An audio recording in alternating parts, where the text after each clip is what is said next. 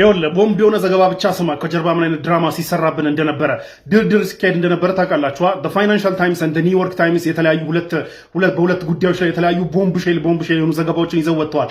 የመጀመሪያው ምንድነው? ፓኪስታን እንድታደራድርና ይህን ነገር በድርድር ቶሎ እንድትጨርስ ሲስፋየር የተኩስ አቁም ስምምነት እንዲደረግ ሲለምኑና ሲወተውቱ የነበሩት ዶናልድ ትራምፕ እንደሆኑ ፋይናንሻል ታይምስ ይዘው ወጥተዋል።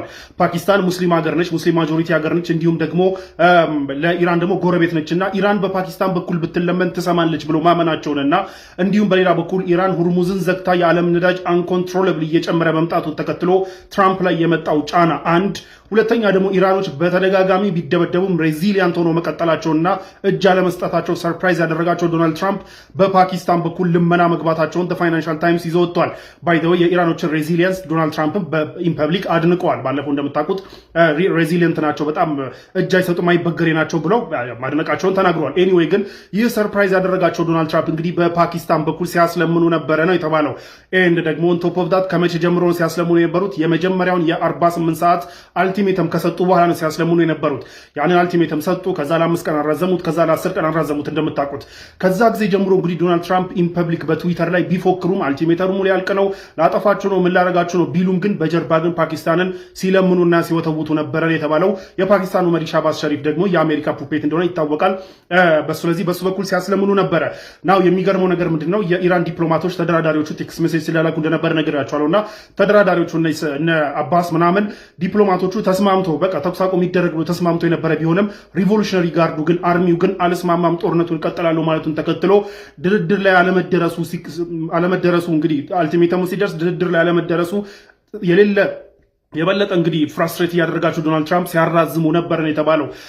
ደግሞ ኦን ቶፕ ኦፍ ዳት ደግሞ የመጨረሻውና ዓለም በሙሉ የደነገጠበትን ትዊታቸውን ይህንን ሲቪላይዜሽን በሙሉ አጠፋዋለሁ ብሎ ትዊት ሲያደርጉ በጀርባ ግን ድርድሩ ማለቁንና እንዲሁም ደግሞ ልመናቸውን እያጠናከሩ ነበር ነው የተባለው። ሰው በኢንፐብሊክ በትዊተር ላይ ድራማ ቢሰሩም ከጀርባ ግን ኢራንን ሲለምኑ እንደነበር ነው የፋይናንሻል ታይምስ ይዘው የወጣው።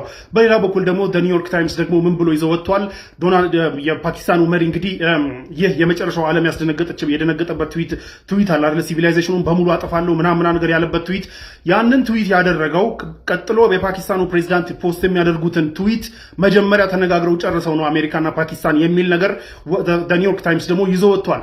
የፓኪስታኑ መሪ እንደምታውቁት ያቺ 48 ሰዓት መጨረሻ ላይ የሰጣት የ48 ሰዓት ዴድላይን አለች አይደለ? የሰጣት ሳይሆን የ10 ቀኑ ማለቂያ 48 ሰዓት እና በ48 ሰዓት ውስጥ ዲል ውስጥ ማይገቡ ከሆነ ሲቪላይዜሽን አጠፋለሁ ምናምን የሚል ዛቻቸውን የዛቱት ኦልሬዲ ቀጥሎ የፓኪስታኑ ፕራይም ሚኒስትር ኖ ጋሼ ይህን ነገር አቁሙ፣ እኔ ያደራድራለሁ፣ ድርድር ላይ እንዲደረስ ጥሪ አደርጋለሁ፣ እጄን አስገብቼበታለሁ ብሎ ትዊት የሚያደርጉትን ትዊት ዶናልድ ትራምፕ ቀድመው አዘጋጅተውና ከፓኪስታን ጋር ቀድመው ተነጋግረው ሲጨርሱ ነው ይህንን ዛቻ ይዛቱት። ያው ተለምኜን ያቆምኩት ለማለት የሚል ደግሞ ቦምብ ሼል ዘገባ ኒውዮርክ ታይምስ ይዘው ወጥቷል። ያን ደግሞ የበለጠ ያጠናከረው የፓኪስታኑ ፕሬዚዳንት ፖስት ሲያደርጉት እዚህ ጋር እንደምታዩት መጀመሪያ ላይ ድራፍት የፓኪስታኑ ፕሬዚዳንት ትዊተር ላይ ኤክስ ላይ የሚፖስቱት ፖስት ተብሎ ሁሉ ርዕስ አለው which is funny። ምክንያቱም ይህ የፓኪስታኑ መሪ ዶናልድ ትራምፕ ከዋይት ሃውስ የተጻፈላቸውን ጽሁፍ ከነስሙ እንደኮረጁ ሁሉ ሲነገር ነበረ። ፈተና ላይ ከነስሙ የሚኮርጅ ጀለስ አለ አይደለ?